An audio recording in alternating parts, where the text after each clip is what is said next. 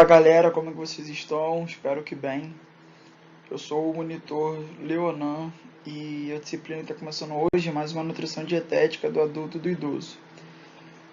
Bora para a aula. Nós já trabalhamos o conteúdo de cálculo energético, já trabalhamos o conteúdo de ferro, que inclusive será a revisão para a prova final. Trabalhamos sobre absorção proteica e hoje nós vamos trabalhar sobre o cálculo de ingestão hídrica. Porque um plano alimentar não é feito só de comida. Você não tem que pensar só na comida, em questão de calorias do paciente.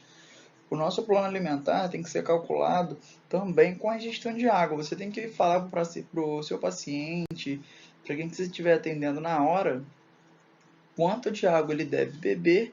E claro, tem algumas peculiaridades em caso de idoso, atleta, que varia um pouco. E durante a aula vamos tentar desvendar isso para vocês de uma forma bem simples. Os principais conceitos que nós vamos estar trabalhando hoje são as funções, né, da água no corpo, fala de um modo geral, e o cálculo de ingestão hídrica que nós habitualmente utilizamos. Como eu disse, quando nós estamos montando o nosso plano alimentar, a água deve ser levada em conta. E tudo que nós vamos ingerir de água deve ser levado em conta uma série de fatores, como, por exemplo, idade, peso, se tem uma atividade física, e aí varia o tipo de atividade física, se é leve, alta, enfim. A OMS recomenda que atletas de altíssimo rendimento devem ingerir de 8 a 10 litros de água por dia. Mas aí vai depender, como eu disse, do tipo de atividade, do tipo de esporte que ele pratica. Porque um gasto calórico, apesar de alto, por exemplo, de um cara que tem um atletismo, não é o mesmo cara que joga xadrez, não é o mesmo cara que não é o mesmo gasto de um cara que joga videogame, por exemplo, aqueles esportes digitais. Então tem que ser levado o fator bem individual, como o plano alimentar. Já pessoas sedentárias, o OMS recomenda que ela tem em média de 2 a 3 litros de água por dia, de 2,5 a 3 litros. E como que ela faz esse cálculo? Isso é um cálculo que ela faz em cima do peso e uma média de ml que ela estima, que mais para frente vou mostrar o cálculo. E no caso dos idosos, o valor pode ser um pouco abaixo. A OMS recomenda de 20 a 30 ml por peso de acordo com o grau de funcionamento dos rins.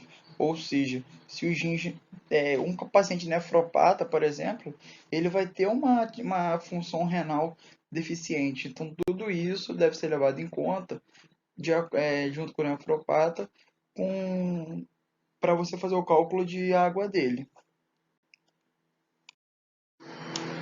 Durante a consulta, nós temos que mostrar para o paciente por que é importante dele beber água. Não é só beber porque tem que beber. Ele tem que entender o porquê que aquilo é importante para o nosso corpo. Porque nós temos que entender que nós não estamos falando para um colega de profissão, para alguém que conhece a área, e sim para alguém mais didático, para alguém leigo. Então você tem que falar de uma forma mais didática. Você pode, por exemplo, falar que ela está aliado ao emagrecimento. E durante a sua consulta, você vai explicar para ele o porquê disso. Aliado ao emagrecimento, porque o consumo regular de água coloca os rins para trabalhar, ele realiza algumas funções de eliminar toxinas, e ele favorece a sensação de saciedade, não tem nenhuma caloria. Então, dessa forma, é um importante aliado para o emagrecimento. Além disso, a ingestão contínua mantém o metabolismo em constante movimento. E se você consumir água ainda antes das refeições, pode auxiliar na diminuição do apetite, fazendo com que a pessoa consiga ter um controle melhor dos alimentos. Você pode explicar para ela que ela favorece a aparência da pele. Mas por que ela favorece a aparência da pele?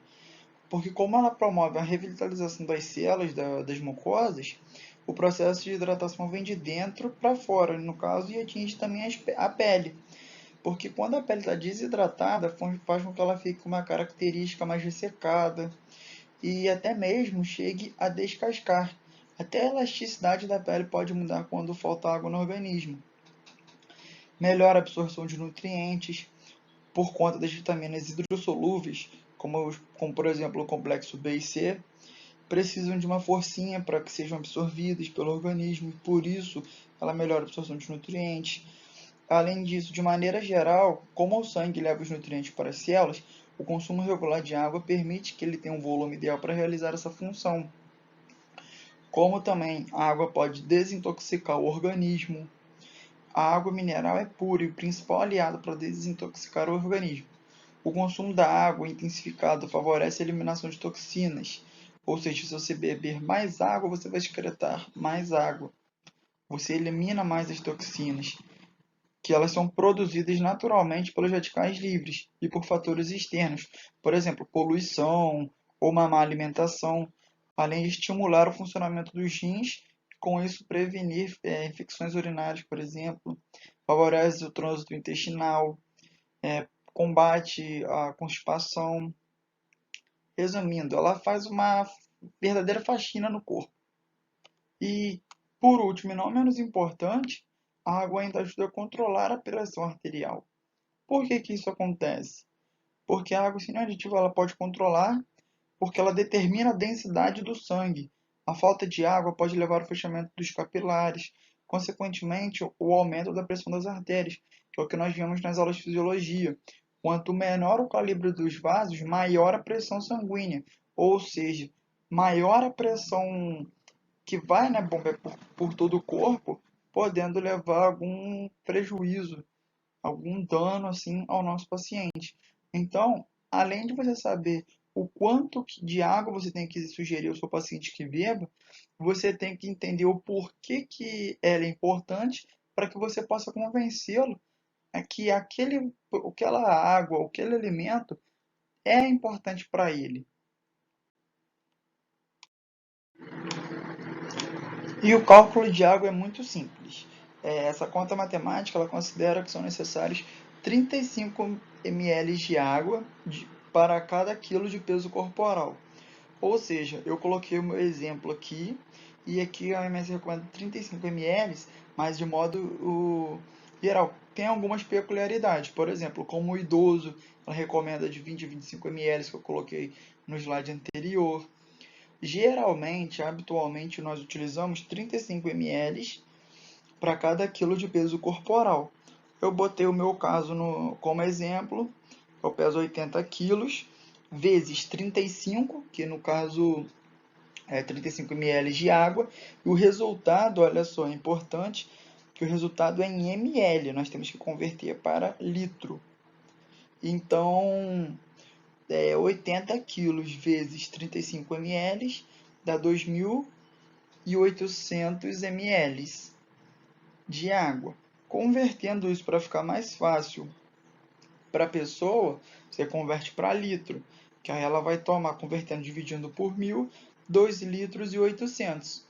Mas nada impede que você possa arredondar para 3 litros para garantir que a pessoa tome, porque às vezes ela faz tem uma garrafinha de água que vai bebendo aquele tanto que por algum motivo ela não acabou de beber, deixou às vezes um pouquinho de água na garrafinha. Então você colocando essas 200 ml, perdão, de meio de uma taxa, né, de segurança, você garante que a pessoa tenha a ingestão diária de água recomendada para aquela faixa de peso atual dela. Isso para uma pessoa normal, tá? Não estou falando atletas, não estou falando pessoas algum nefropatas, isso é um habitual que nós vemos dia a dia no consultório.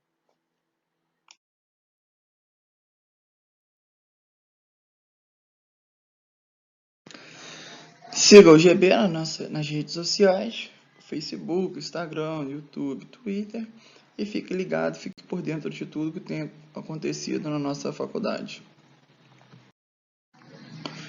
Obrigado, essa foi mais uma aula da monitoria.